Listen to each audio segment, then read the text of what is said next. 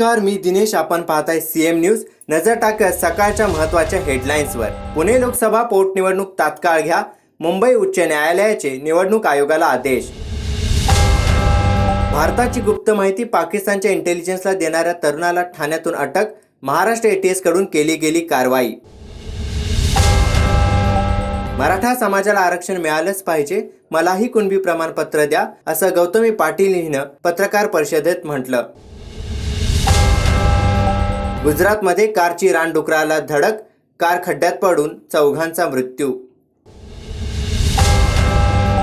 सुरक्षेतील त्रुटींचा मुद्दा गंभीर, गृहमंत्री अमित शाह यांनी उत्तर द्यावे, काँग्रेसचे अध्यक्ष मल्लिकार्जुन खरगे यांनी म्हटलं आहे.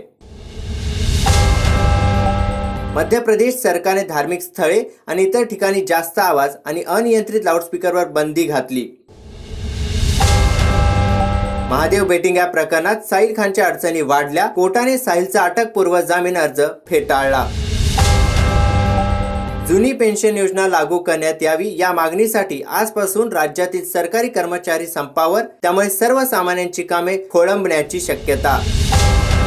शाळेच्या आवारात 2 शिक्षक अश्लील कृत्य करत असल्याचे व्हिडिओ व्हायरल. शाळा व्यवस्थापनाने 4 शिक्षकांना केलं निलंबित. मुंबई पुणे द्रुतगती मार्गावर ग्रँटी बसविण्यासाठी ब्लॉक 14 डिसेंबर रोजी 12 ते 2 या वेळेत करण्यात येणार काम. अर्जुन पुरस्कारासाठी मोहम्मद शमीच्या नावाची BCCI कडून शिफारस. विश्वचषकात मोहम्मद शमीने घेतल्या होत्या 24 विकेट्स. भिवंडीतील अल्पवयीन युवकाच्या हत्येप्रकरणी 5 जणांना अटक. पूर्व वैमनस्यातून हत्या केल्याचे आले समोर.